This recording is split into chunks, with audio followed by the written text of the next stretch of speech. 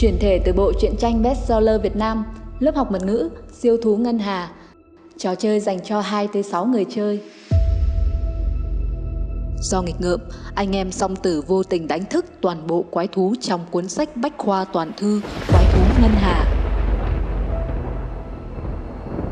Bầy thú thoát khỏi niêm phong sẽ gây nguy hiểm cho vũ trụ. Vì thế, trong vòng 8 ngày, lớp Hoàng đạo sẽ phải thu phục quái thú trở về cuốn sách.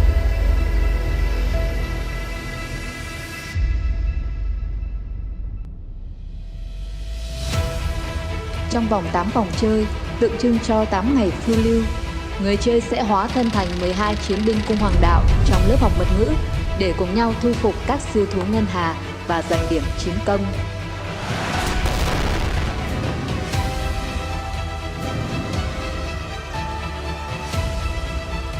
Khi trò chơi kết thúc, ai là người giành được nhiều điểm chiến công nhất sẽ là người chiến thắng. Còn chần chờ gì nữa? Hãy tham gia ngay cuộc phiêu lưu đầy hấp dẫn này! Hướng dẫn chơi siêu thú Ngân Hà. Chuẩn không cần chỉnh, chỉnh là lệch. Chuẩn bị và bố trí. Bước 1. Mở bản đồ và đặt 4 siêu thú cổ đại vào các vị trí của chúng. Bước 2. Xào thật đều tất cả các chồng bài trước khi bắt đầu chơi. Bước 3. Xác định người chơi đi đầu tiên.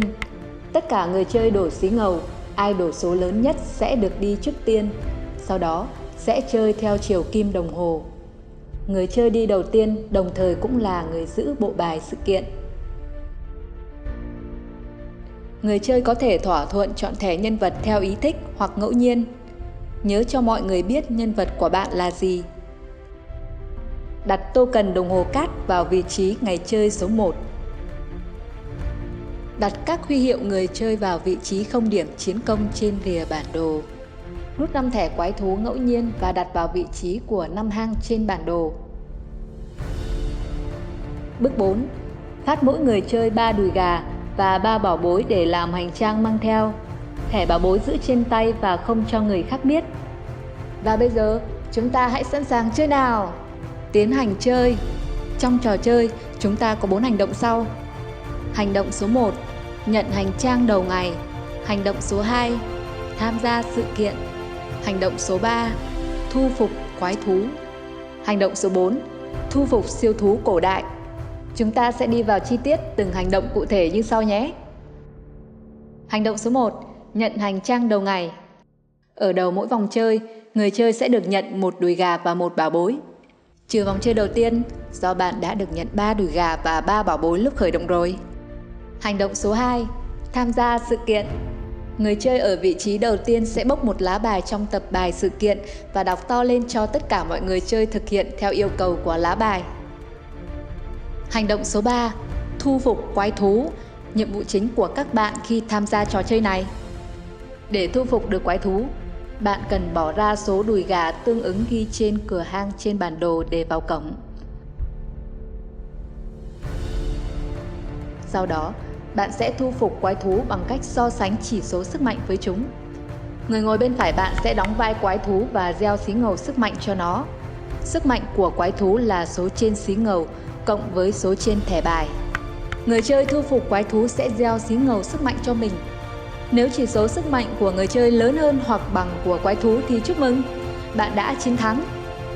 Còn ngược lại, chỉ số sức mạnh của người chơi nhỏ hơn sức mạnh của quái thú thì bạn đã chinh phục thất bại.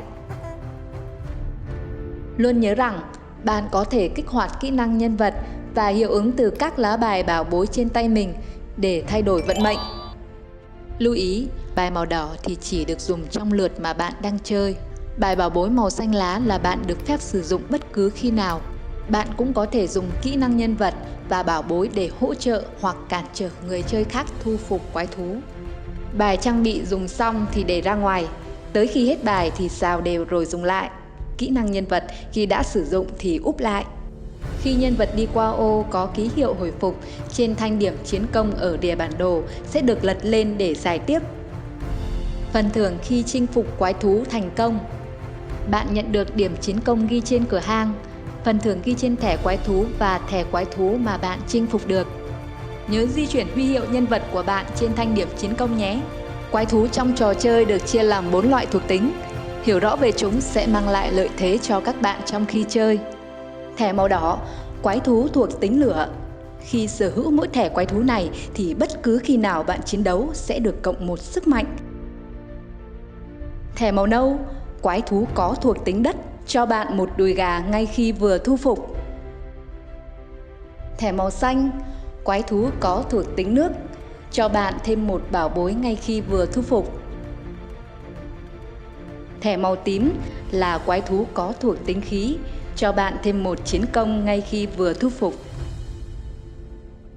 Bên cạnh đó, hãy lưu ý các vòng chơi màu đỏ vì bạn sẽ được nhận thêm quà từ quái thú mình đang sở hữu.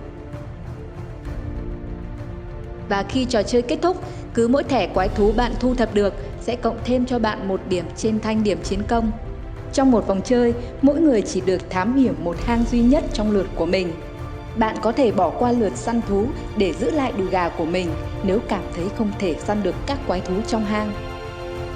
Nếu quái thú đang xuất hiện trong hang không phù hợp với bạn, bạn có thể bỏ 1 đùi gà để thay 5 quái thú hoàn toàn mới.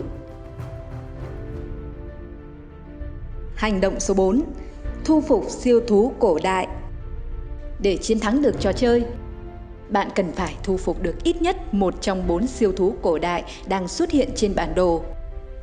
Sở hữu được siêu thú cũng đồng thời đem lại những lợi thế lớn cho bạn, khiến người chơi khác phải ghen tị. Vậy làm thế nào để thu phục được những siêu thú cổ đại này? Vào cổng siêu thú cổ đại. Siêu thú cổ đại không thể dùng đùi gà để vào cổng. Bạn cần nhờ tới các quái thú nhỏ có thuộc tính tương ứng ghi trên cổng hang siêu thú dẫn đường. Người chơi không thể sử dụng lại các thẻ quái thú đó. Mỗi siêu thú khác nhau sẽ có yêu cầu vào cổng khác nhau. Các bạn hãy xem kỹ trước khi vào cổng. Chinh phục siêu thú. Người ngồi bên phải bạn sẽ đóng vai siêu thú, gieo cùng lúc 2 xí ngầu và cộng tổng lại là sức mạnh của siêu thú. Người chơi thu phục sẽ gieo 1 xí ngầu để thể hiện sức mạnh của mình.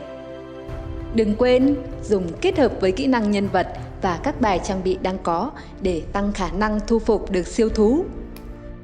Khi chỉ số sức mạnh của bạn lớn hơn hoặc bằng chỉ số sức mạnh của siêu thú thì bạn đã thu phục được chúng.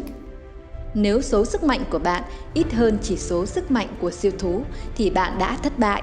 Nếu thắng, bạn sẽ nhận được mô hình siêu thú và phần thưởng ghi trên cổng hang của siêu thú đó. Phần thưởng mỗi ngày từ siêu thú. Bạch tuộc bất mãn, cho bạn thêm 1 thẻ trang bị mỗi ngày. Vẹt 4 chân, cho bạn 1 điểm chiến công mỗi ngày. Cáo lửa 9 đuôi, cho bạn 2 sức mạnh vĩnh viễn khi chiến đấu. Người đá yêu cây, cho bạn thêm 1 đùi gà mỗi ngày. Siêu thú không thể bị cướp bởi người chơi khác. Và khi trò chơi kết thúc, cứ mỗi siêu thú bạn sở hữu sẽ cho bạn thêm 3 điểm chiến công. Sau vòng chơi thứ 8, người chơi sẽ tổng kết điểm đang có và điểm cộng thêm từ quái thú và siêu thú. Ai giành được điểm chiến công nhiều nhất sẽ là người chiến thắng. Nếu hòa điểm chiến công thì sao? Sau khi cộng điểm chiến công xong mà có 2 người chơi hòa điểm, 2 người chơi lúc đó sẽ tiến hành giao chiến, sử dụng tất cả các bài bảo bối, kỹ năng nhân vật và quái thú lửa mình đang có để gia tăng sức mạnh. Ai là người lớn hơn sẽ giành chiến thắng. Và sẽ không ai thắng cuộc nếu khi 8 vòng chơi kết thúc, nếu không có siêu thú nào được thu phục thì tất cả người chơi sẽ thua cuộc.